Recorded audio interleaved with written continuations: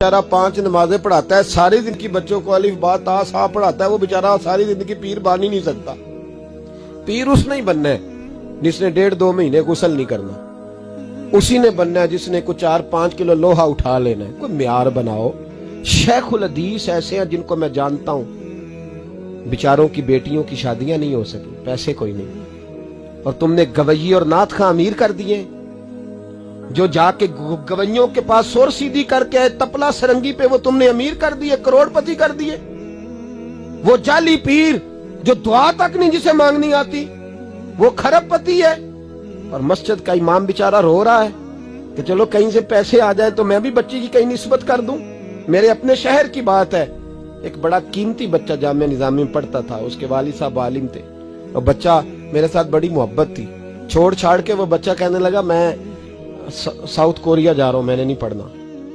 दूसरे तीसरे साल से छोड़ गया। उसके अब्बा ने मुझे फोन किया कि आपसे बड़ी अकीदत रखता है, आप इसको समझाएं। मैंने फोन किया, मैंने कहा बेटा तू पढ़। कहने लगा हजरत साहब अब्बा जी 35 साल मस्जिद में रहे हैं, मेरी बहनें इस तरह की हैं कि शायद कभी गैर महरम को मेरी बहनों ने भी ना देखा हो।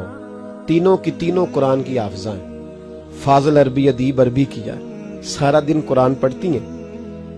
थक गया मेरा बूढ़ा सफेद दाढ़ी वाला आलिम बाप रिश्ता ढूंढते पर रिश्ता नहीं मिला, क्योंकि हम मस्जिद की छत पे रहते हैं। एक बीबी रिश्ता देखने आई थी, और जब वो छत पे चढ़ने लगी, रिश्ता दिखाने वाली उसको लेके आई, छत पे चढ़ने लगी तो चढ़ते चढ़ते कहने लगी ओहो ये मस्जिद में रहते हैं,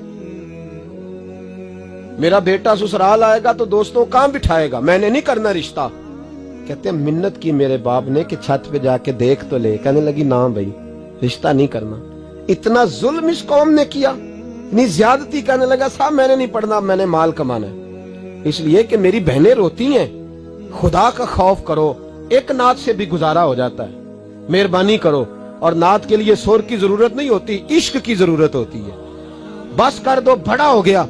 मदारस के बच्चों को वो रोटी खाने को मिलती है जो मैं और आप खाएं तो बीमार हो जाएं, बीमार हो जाएं, जो मदारस के बच्चों को रोटी खाने को मिलती है। और इनको जिस तरह इनका इस्तेसाल किया जाता है, लाइनों में लगा के इन्हें खैरात की तरह खाना दिया जाता है, और जो इन बेचारों का अशर होता है, 100 रुपया खत्म के बाद जब चौधरी साहब देते हैं तो 200 वो बातें भी सुनाते। ये जुल्म कर रहे हो। रबीउल अव्वल आएगा तो यहाँ जनाब मेले लगेंगे, और यहाँ हालत ये होगी कि 25,000, 50,000, 60 कहां से आया तुम्हारे पास पैसा? यहाँ लुटाने के लिए पैसे हैं। और मस्जिद का इमाम मिन्नत करे 6 साल के बाद भी कि 2,000 बढ़ा दो, तो कहते कारी साहब इतने पैसे नहीं जमा होते। ये पैसा कहां से आता है? खुदा का वास्ता, ये भी मेरे आला हजरत का पैगाम है, इसको भी सुनो। आला हजरत से जब कहा गया ना, हमारे तो अल्लाह खैर करे नाथ खां और मैं वो कोई पैसे फेंकने आते हैं महफिल में तो मना करता हूँ। क्यों?